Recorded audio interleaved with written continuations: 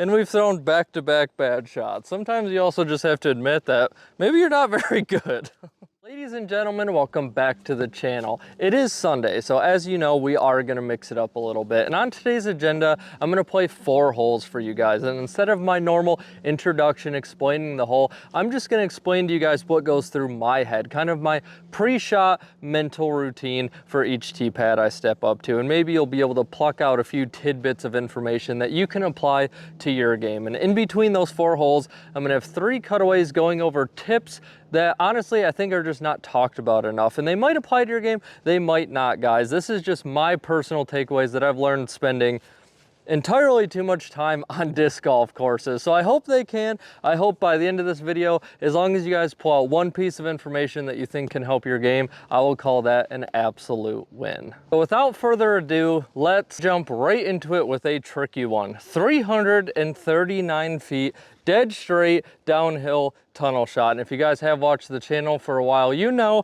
I struggle with these a ton. Now, a few things to keep in mind, and I have mentioned it in previous videos, but when you're throwing downhill, it's very important to match the plane. A lot of people walk up to a giant downhill shot and they kind of throw the same. Well, if you throw flat, your disc is going to be so high up in the air, it's going to have a tendency to stall and just hyzer out to the left. And normally, I like to go with more stability when throwing downhill, but it is our first throw of the day. I'm not warmed up even remotely. So normally where I would go Kotuku, I'm actually going to go hex. My aiming point is this left side of the fairway. I'm hoping to get a nice flip up, and then it will slowly drift off to the right. And if we get a left finish, that's just a bonus.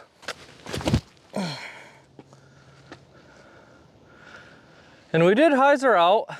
You know, this is a tough first hole. I'm not going to exaggerate that at all. We did hyzer out, but our miss was definitely to the left. We did not want to risk anything overturning, so I probably went more on the cautious side, less commitment. I haven't built any confidence throughout my round yet, so hyzer out, we should have a long putt at it. Now, stepping up to our first putt of the day, this is not an easy one or a short one. It's probably around 50 feet. And I think normally I would go for kind of this turnover putt because we do have that 50-50 looking at it right down the middle. But being that it is the first hole of the day and we just need to get that par, we need to get that par to start building a little confidence, I'm just gonna go with the simple little hyzer. Hey, not a bad first run. Like I said, I prefer the Annie. I do think I have a higher percentage hit in the Andy, but we need confidence. That's the most important thing. And a par on a hole like this, great way to start, you know, picking it up. Now, the first thing that I want to bring up, and honestly, I feel like it's not talked about very much, is handling your emotions and also relaying that information into your disc selection. Now, this is something that I do quite a bit, and it will affect you more in tournament play. But when I step up to film a course review for you guys, I put myself in tournament mode. That's kind of the mindset I have, and it does share a lot of different qualities. If I start to play bad, well, I feel like, you know, all of you are going to watch me play bad. So my emotions do fluctuate a lot more than a normal round. And one thing that I think is very important to keep in mind is taking that information, relaying it to your disc selection. And what I mean by that is just understanding like fatigue, frustration, anger, excitement, taking those emotions and pushing them forward. So for instance, you know, you're playing a 2-round long one-day tournament. On hole 35, you're not going to have that same juice. So where I might want to pick up my champion boss to really let one sail through the air, I'm going to hop down in stability. I'm going to go with my Halo Wraith. And making those kind of adjustments will help a lot. In frustrations, even the bigger one, because we all get frustrated. You're on hole 2, you're already +5. You know what I mean? And you'll notice that your discs aren't flying very consistent. You're overturning things more, and it's snowballing. And what I've noticed a lot is when I get frustrated where I might look down because I have a Firebird shot, maybe I'm going to go with my Scepter, because I know with my normal release, this Firebird is going to get the job done for me.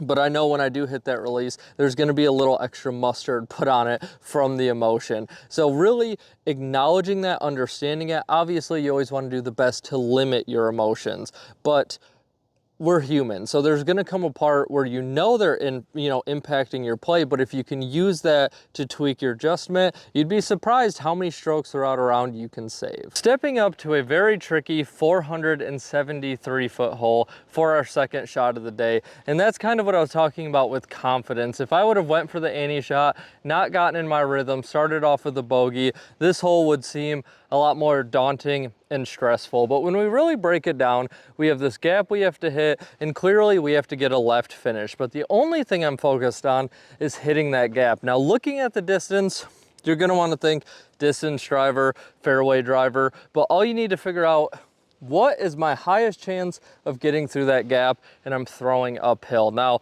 for me to hit a gap, the harder I throw, usually the better I can hit the gap. So I'm gonna go up in some stability, and I'm just gonna go with a mid. Just blast it through there, get that left finish, and then from there, we can start dissecting the rest of the hole.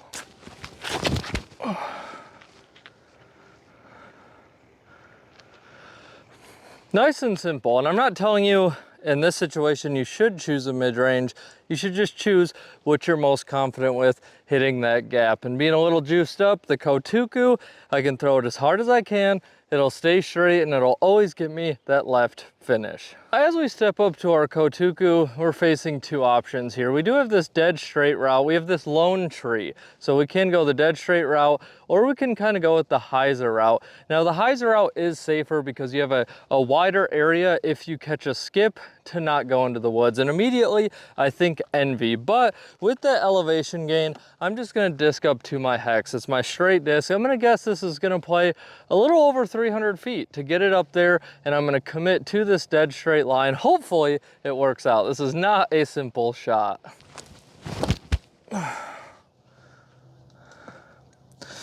And we completely pulled it. Now I will say we are on the softest clay ever. That's not an excuse.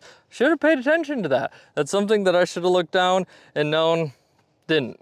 And so now we're left with, we still have a putt though, not terrible. Other thing to always keep in the back of your head is when you do slip, in an instance like that with really slippery clay, it is quick and it's easy to get upset. And then when you walk up to this long putt, if you're flustered, it's just gonna be a lot harder. And just always keep in your mind, if it's affecting your round, it's probably affecting everybody's round, and it's also just part of the game. So sometimes you just gotta shrug those off.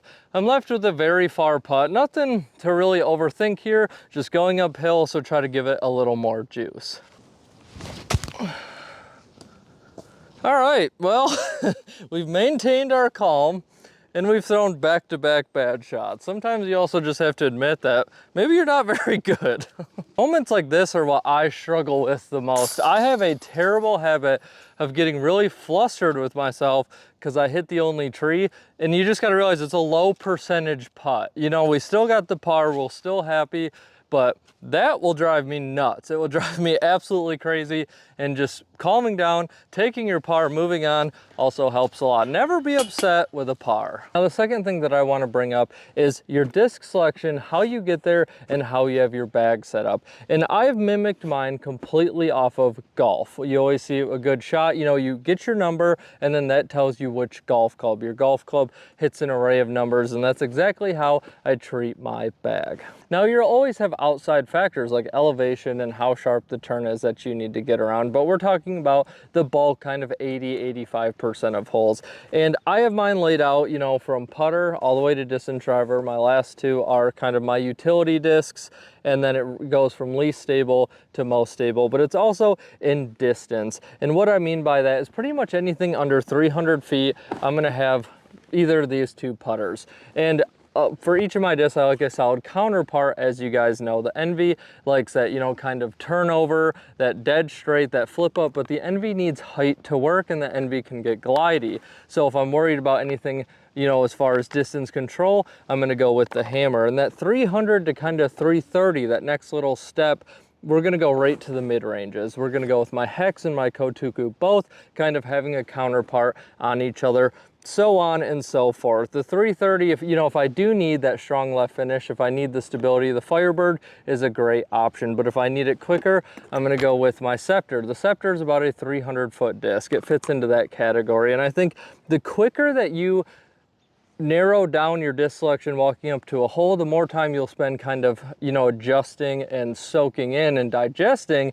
the hole in front of you. You've all seen people that just walk up, they don't know what to throw, they don't know what to throw, they don't know what to throw. Stepping up to a tee pad and immediately narrowing down your disc will help build your confidence as well. And I know, let's just say we walk up to a dead straight shot. Anything from like 250 to 300, if I have the ceiling, I'm gonna go with my Envy. From 300 to 330, I'm gonna go with my Hex. From 330 to about 350, I'm gonna go with my Leopard. And from 350 up until like 380, I'm gonna go with my Orc. And I do not deviate from those numbers. I'm very disciplined on them. Sometimes you might feel like for some reason you can twist this one. If I try to go a lower distance with this Orc, I'm gonna adjust my form. I'm gonna be too focused on my speed, my release speed, my arm speed, instead of just going with that consistent release and going with the Hex or the Leopard. Just a little thing to think about, guys.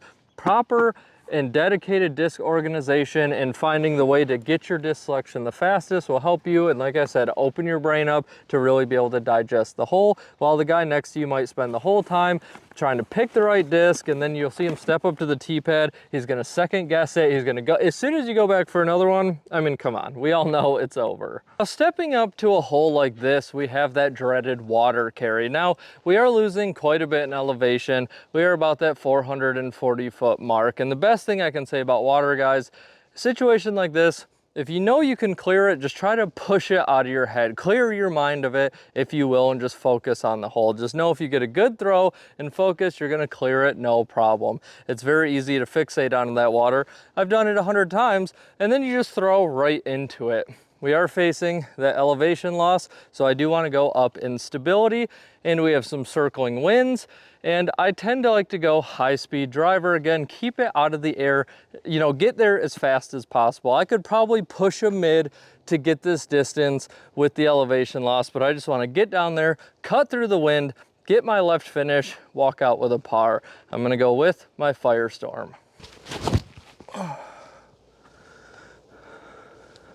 Look how straight that thing's flying. That Firestorm would never hold straight that long on flat ground. That's what I'm talking about with that elevation loss. That Firestorm even flipped a little bit. I couldn't do that on flat ground if I tried 100 times. Up in stability always works for me on these downhills. And I know I've said it, but truly, guys, when I say go up in stability downhill, I am referring to if you are matching the plane, okay? I talked through this with some people who ask me for advice, and then they step up to a downhill hole and they throw it straight. If you go up in stability and you don't match the plane, it's just gonna be even worse. The disc is gonna go up in the air and stall out much faster. My third and final piece of advice is more aimed at beginners, because established people, you'll know, which disc you'll like, which disc you won't like, which flight numbers you'll like, etc. But we all know those people who just get into the game, they want to try everything, and every time you see them, they have a new bag. And they will really struggle to grow in the game, because it's important just to get used to, get comfortable, get throws on these discs. When I first started, someone told me you don't know your disc unless you've thrown it 1,000 times. And I do know that's a bit over the top, I would say, but for most of my bag, I have thrown them about 1,000 times, and I never consider, really even think about taking any of them out. So if you are just kind of getting into the game, find somebody who's established. You can reach out to me if you want. If you just saw the channel and you want some advice, reach out. Create a bag with somebody who understands how the discs fly, how they work, might know you individually and how your arm is, and then commit to that bag. Really commit to that bag for a while and see kind of as you grow, as you adapt, and just learn those discs. Just because something's new and shiny doesn't mean you need to go and buy it. And a lot of them, especially a lot of them, coming from pros, tend to be on the overstable side. So that is gonna do you no good until you get established. And stepping up to our final hole, it is a doozy. It's really long, it's uphill somewhere, and we have to hold an ante. And this might sound a little contradictory, but I'm gonna throw my Champion Boss simply because I want to, and having fun is the most important part of the game. And I could think through this, maybe go with my turn, something a little more understable, but I'm feeling confident. I got my favorite disc in my hand, and I just wanna rip it. And it's just that simple, so that's what I'm gonna do. That might be, I shouldn't open my mouth. I thought it was absolutely crushed. We're kicked into oblivion.